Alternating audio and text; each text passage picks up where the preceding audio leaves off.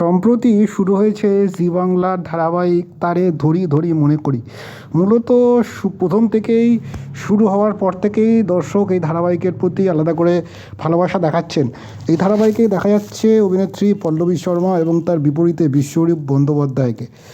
দর্শকদের যে প্রতিক্রিয়া এখনও পর্যন্ত পাওয়া গেছে, তারা তারা ও তাদের অভিনয়ের প্রতি, বিশ্বরূপের অভিনয়ের প্রতি যেন আগ্রহ দর্শকের মাত্রা ক্রমশই বাড়ছে। অন্তত প্রথম সপ্তাহে টিআরপি প্রকাশিত যে ধারাবাহিকের প্রথম 3-এ জায়গা করে নিয়েছে এই ধারাবাহিক। দর্শকের বিশ্বাস আগামী দিনে এই ধারাবাহিক আরও ভালো ফলাফল করতে পারে।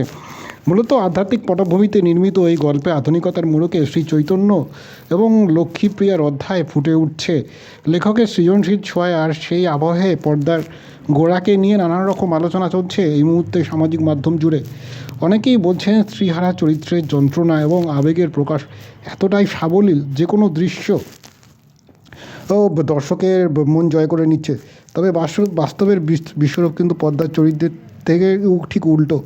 নাটক এবং থিয়েটারের মঞ্চে তার শুরু হয়েছিল তার অভিনয় জীবনের পথ চলা।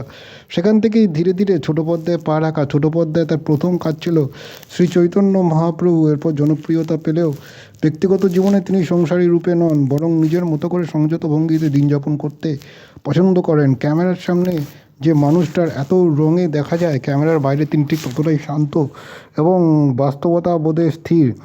এই মুহূর্তে একটা সময় জি বাংলার গৌরী এলো ধারাবাহিকে ডক্টর ঈশান চরিত্রে, যেখানে মোহনা মাইত্রের বিপরীতে নজর কেড়েছিলেন তিনি। সেই ধারাবাহিকের শেষ হতেই দীর্ঘদিন তাকে দেখা যাচ্ছিল না।